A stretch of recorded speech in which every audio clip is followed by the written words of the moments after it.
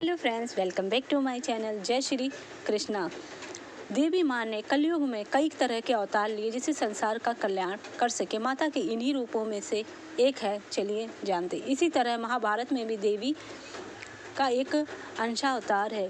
यह वही स्त्री है जो महाभारत में बहुत महत्वपूर्ण पात्र है। इसका नाम द्रौपदी है। असल में यह देवी काली, जो दुर्गा देवी जी की ही एक शक्ति है, उनका ही अंशावतार है। द्रौपदी को 64 योगिनियों में से एक खप्पर योगिनी भी कहा जाता है। इस संबंध में महाभारत के आदि पर्व में एक कथा मिलती है।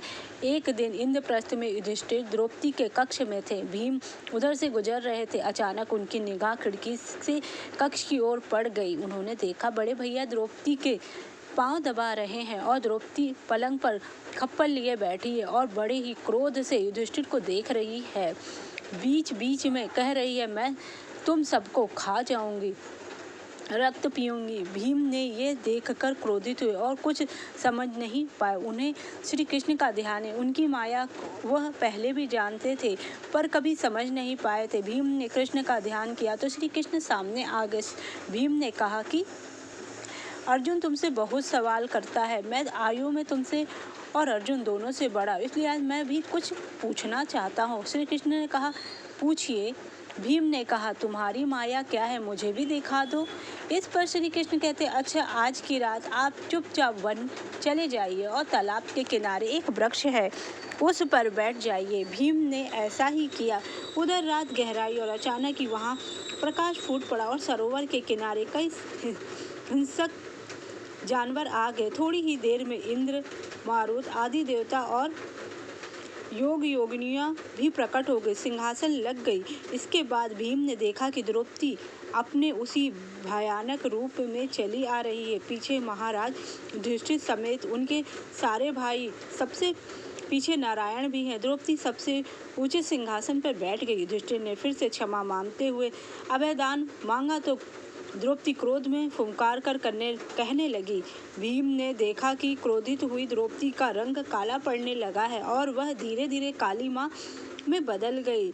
अब वहाँ जो भी योगिनियाँ उपस्थित थी वह सब रक्तदेही कहने लगी और खप्पर पटकने लगी। भीम यह सब देखकर मूर्छित हो गए। होश आया तो सामने श्री कृष्ण खड़े थे। उन्होंने पूछा कि क्या देखा? भीम ने कहा, आपकी माया। श्री कृष्ण ने कहा, कोई उपाय है? भीम ने कहा, आप बताइए। श्री कृष्ण ने कहा, आज दोपहर जब द्रौपदी भोजन परोसे तो खाना मत, छूना भी मत, और जब पूछे कि क्या चाहिए तो कहना एक वचन। भोजन परोसते हुए द्रौपदी मना नहीं कर सकेगी। भीम ने ऐसा ही किया। पंचाली ने पूछा, क्या चाहिए? भीम ने तपाक से कहा, हम पांचों को अभय। द्रौपदी ने अभी यह सुना ही था कि श्री कृष्ण आ गए और बोल पड़े कि छठे प्राण मेरे भी छोड़ दो कृष्ण। द्रौपदी रीझ गई और इसी दौरान कुछ बोलने की कोशिश में उसकी जीभ दांत के बीच आ गई।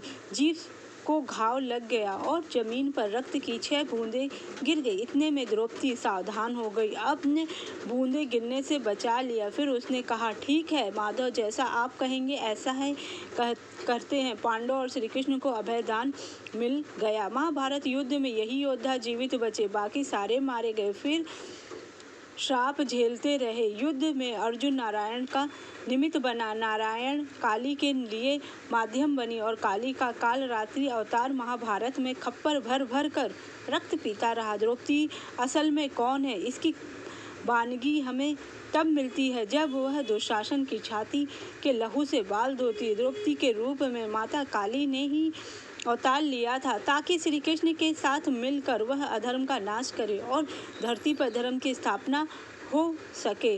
द्रौपदी भीम को मारना चाहती थी क्योंकि उन्होंने द्रौपदी को स्त्री का गुलाम कहकर अपमानित किया था और युधिष्ठिर ने धर्मराज के रूप में यह कहकर कि थकी हुई स्त्री के पैर दबाना गलत नहीं है, जिस पर द्रौपदी क्रोधित हो गई और उसने श्री कृष्ण ने वरदान मांगी।